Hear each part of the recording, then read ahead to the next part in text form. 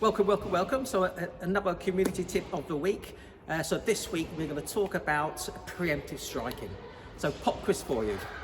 In a self-defense situation, can you hit that attacker, hit that aggressor first? Okay, and the answer may be surprising to lots of people. Actually you can. There's no legal basis in the UK under current self-defense law that requires you to be hit first or attacked first before you strike someone in self-defense. And there will be some specifics to that. Your actions, you must truly believe that you need to take action in order to defend yourself or protect your well-being or life.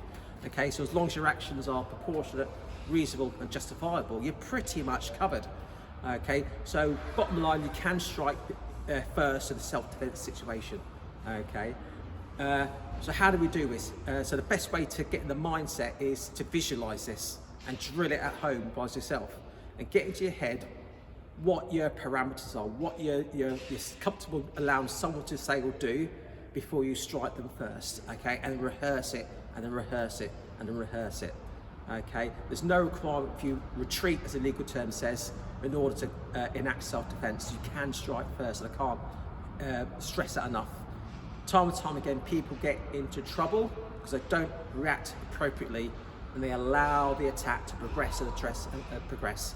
Okay, you don't need to do it. In fact, I would advise not to do it. It's really dangerous. Okay, so self-defense, hit first, hit repeatedly to vulnerable areas. Okay, as long as you can justify your actions. Okay, you must truly believe that your well-being or life is under threat. Okay, so that's this week's tip. Again, we'll see you next week for the next installment. Cheers then.